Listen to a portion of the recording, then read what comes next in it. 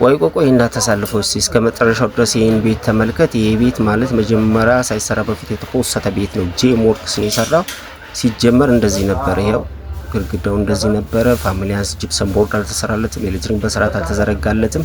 ሙሉ ለሙሉ ተቀርጾ ተፖስቶ ነበር። አሁን ደግሞ ለመጨረሻ ጊዜ ጥንቅቅ ብሎ ተጠናቆ ይሄው ፖስት ነዋል። እንግዲህ ላይክ፣ ፎሎ፣ ሼር ማድረጋችሁ እንዳዘነጉ ለሁሉም ተደራሽ እንዲሆን ለፔጃችን እስቲ የበኩሉትን አስተዋጽኦ ይወጡ። የመተከት መደርደሪያው ይሄን ይመስላል። እንግዲህ ጥንቅቅ ያለውን የመጀመሪያ ስራ ስናሳያችሁ ይሄው ግድግዳው ይሄን ይመስላል። ፋሚሊያንስ ሁላው ማየት ማመን ነው በሚለው ስራችን ጂፕሰም ቦርድ ተሰርቶለታል። ኤሌክትሪክ ተዘርግቶለታል።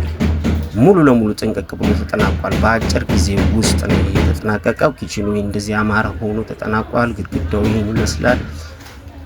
በጂፕሰም ቦርዱ ላይ ዝርጋታ ሁሉም ሙሉ ለሙሉ በጄም ወርክስ ነው የተሰራው።